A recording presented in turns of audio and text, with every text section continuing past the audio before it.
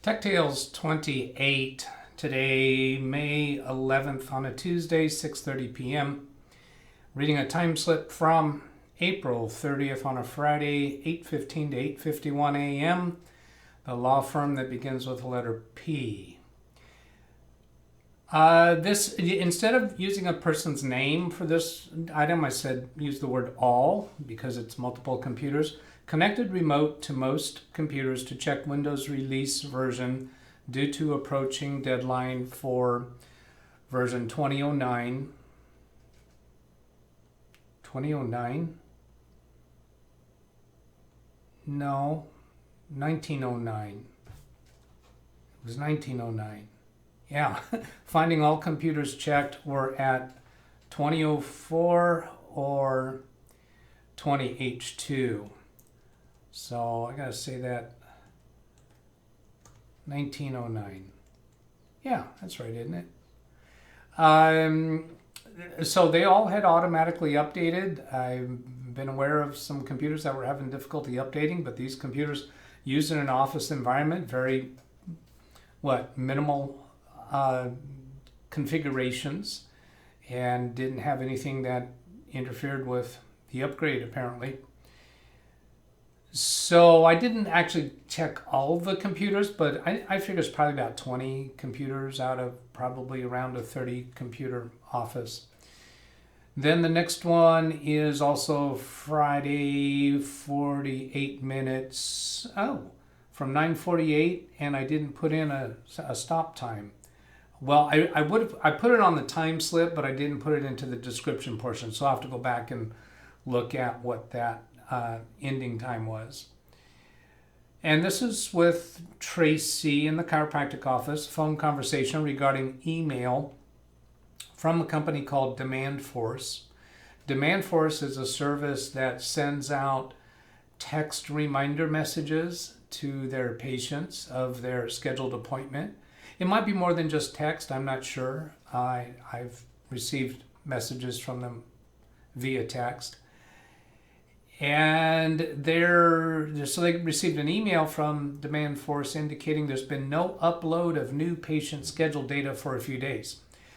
I called Demand Force and worked with a technician there to uninstall Demand Force from the old server and install it on the new server. So the old server was still there and in place, but it wasn't receiving new appointment scheduling because it was the old server.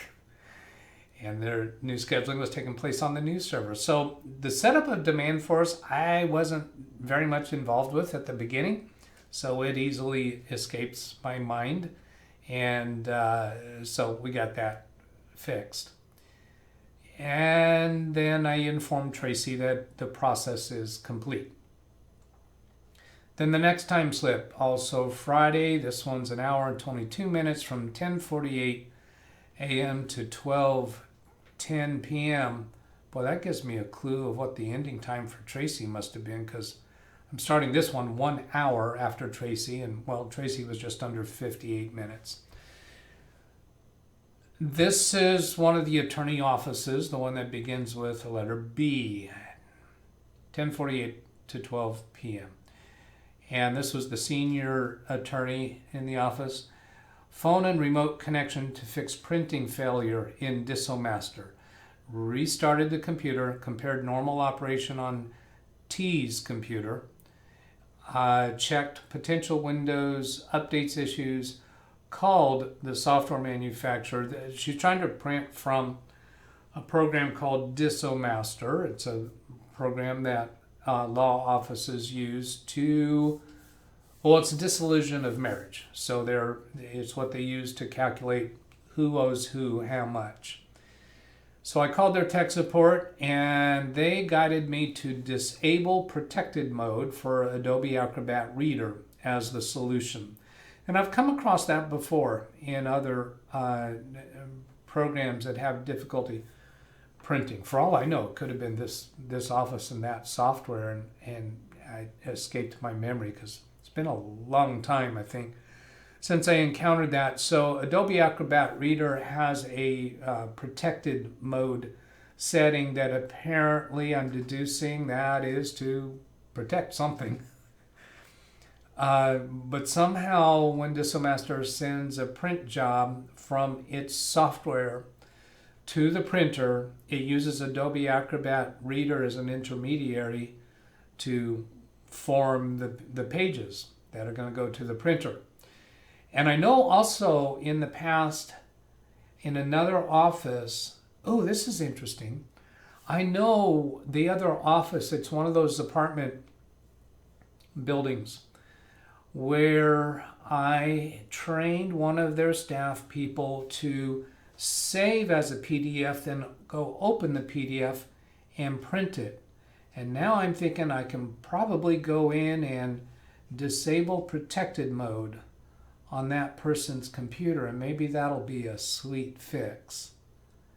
Good. So I need to end this video pretty soon so I can remember to go do that. Can I fit one more in?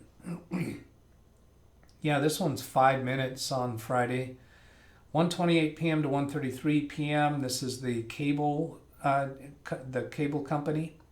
Now, it's not cable TV, it's not cable internet. This is cable components, terminals, ends, wire, shielding that goes around wires, all kinds of things related to cabling. So this was a phone and remote connection to reactivate automatic send in Outlook on E's computer. So I talked about this in a prior time slip with the legacy email system. Well, as part of resolving that, I had turned off automatic send in Outlook. You may recall that Outlook was only going to send messages. It's not going to receive, because that SBC Global account hosted by Yahoo will not cooperate with receiving emails into Outlook. And so in troubleshooting that, I had disabled the automatic send receive because it kept prompting for a password every 2 or 3 seconds.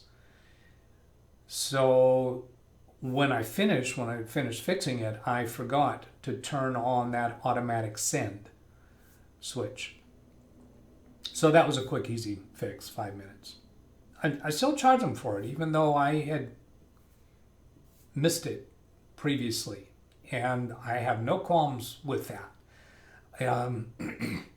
If doing those settings changes is something that I do every day, I'd probably hold myself accountable to it. But they're using this legacy email accounts, legacy software, just a really mixed up mess. No, I don't hold myself responsible for that. So I do a 5-minute fix and charge them for it. They never complain. And that'll do it for this episode. So I hope that was useful. Catch you later. Goodbye.